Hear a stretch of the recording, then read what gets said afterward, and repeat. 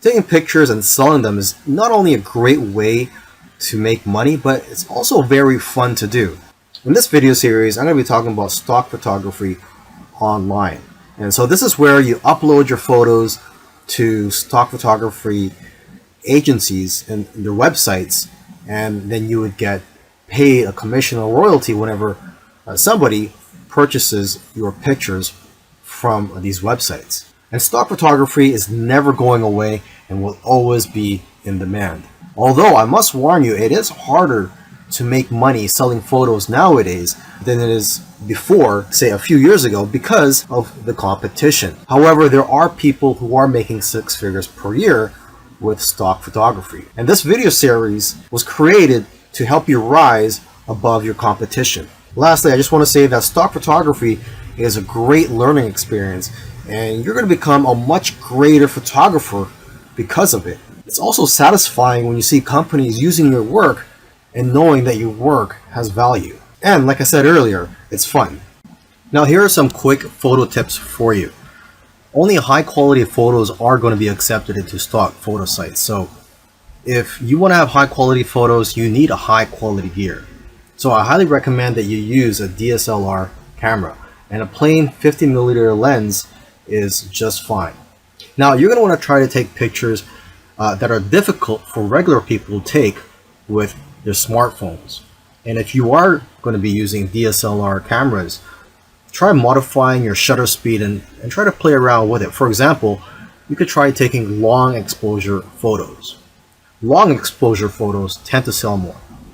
When you're taking these pictures, make sure that there's a concept behind the photo. You have to try to capture photos with intention, and also try to make your photos socially relevant. Another important key is to make sure that your picture elicits some type of emotion or has some type of purpose, such as showing that it's the fall season. Now, photos that do well are in the niches related to food, health, beauty, fitness, money, and business. You also have to remember to leave some room for copy and text for the users to put on the photo. And you should know that photos are not going to be accepted if there are brands, names, or license plates in the background. And if you have models in your photos, they will have to sign a release form. Now that you've taken some pictures, where do you sell those pictures online? Well, the easiest way to find these sites is just to type in stock photos on Google, and you'll find plenty of stock photography websites where you can upload your photos. Now, let me just give you some of the top sites out there.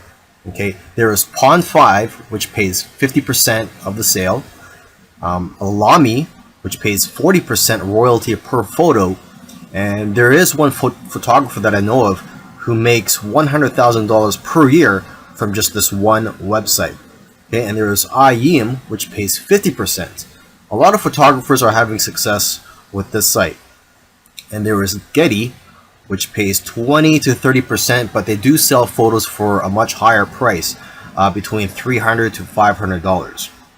Okay, and 123RF, this stock photo site, the way they work is that the more photos you upload, the higher the royalty percentage that they'll pay you.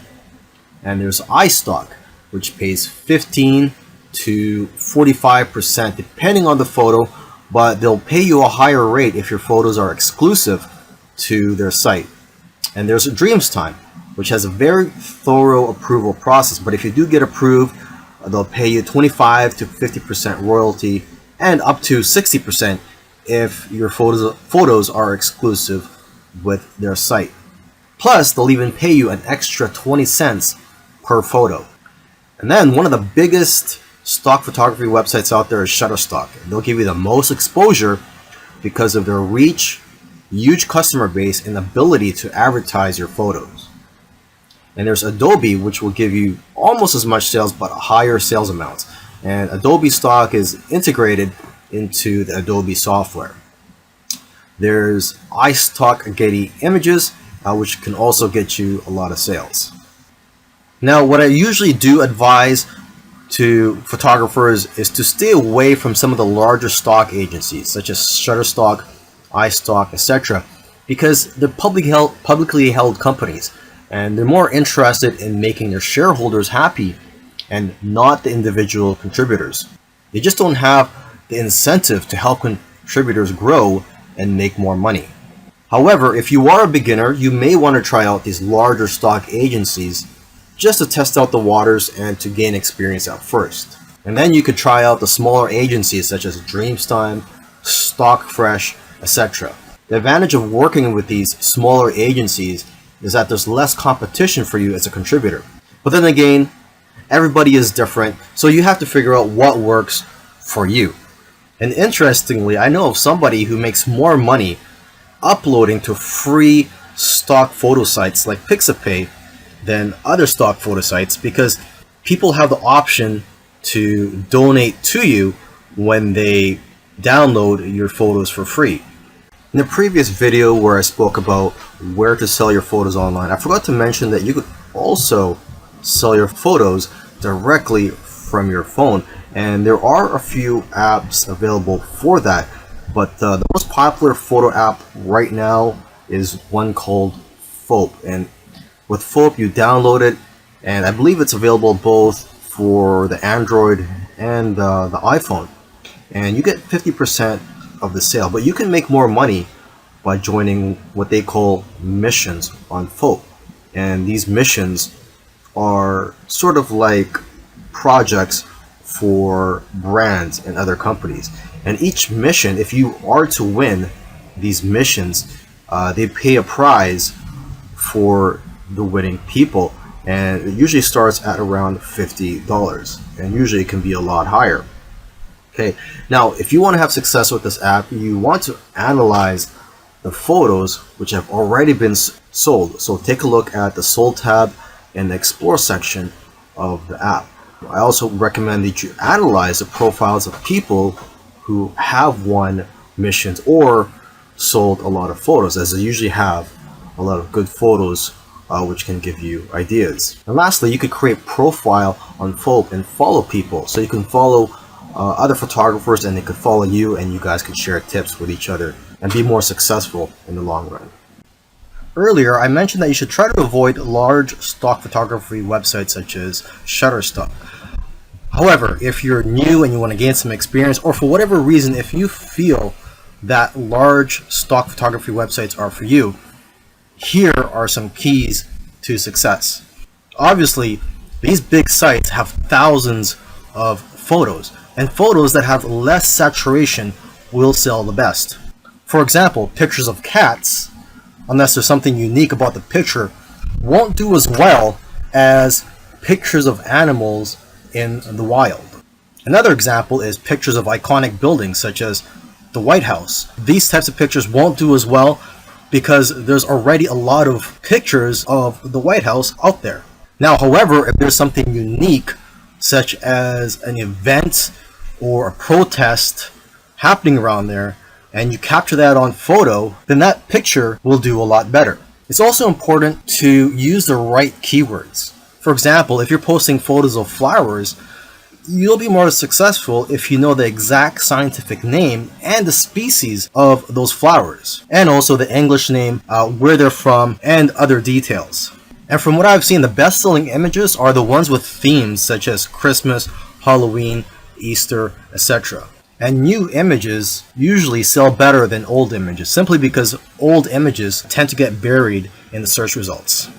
In the last video, I gave some tips on how to be successful if you were to upload to those larger stock photography websites. Now in this video, I want to give some tips on how to be successful just in general. So these tips will work whether you decide to go for the smaller stock photography websites or the larger stock photography websites. To start off with, you cannot be a generic photographer and make money with stock photography. To be successful, you have to niche down. You cannot be too broad. So you have to be very specific and also good at what you do. For example, portraits of people are always popular. So if you can focus on that, you'll probably do well. You should also stay in tune with what's going on in the world. People who are talking about the popular topics of today need images to support what they're saying. And if you are going to be uploading to multiple stock photography websites, you can use an app called MicroStalker for tracking your sales across multiple agencies. And lastly, if you're consistent, you'll increase your chances of being successful with stock photography. You'll do best if you upload a small amount of photos consistently. Selling your photos on stock photography websites is great. However, there is a lot of competition and it is harder to make money nowadays than it is in the past. So one thing I like to tell people who are involved in stock photography, if they want to take their business to the next level, is to start their own website and just sell photos from your own website. And what I like about being in control, having your own website and selling your photos from your own website, is that you can collect the emails of your customers and people who visit your website. And basically, whenever you have new photos, you can notify your list of subscribers. You could also offer deals from time to time. You see, when you have an email list, you could just email them whenever you're in need of some cash flow. Now, what I recommend you do is, if you are going to start your own website, is to make your website focused on one niche. I know of somebody who made $4,000 in 1 month from his own site. Now, aside from just collecting emails from your customers, you could also collect emails from people who just visit your website.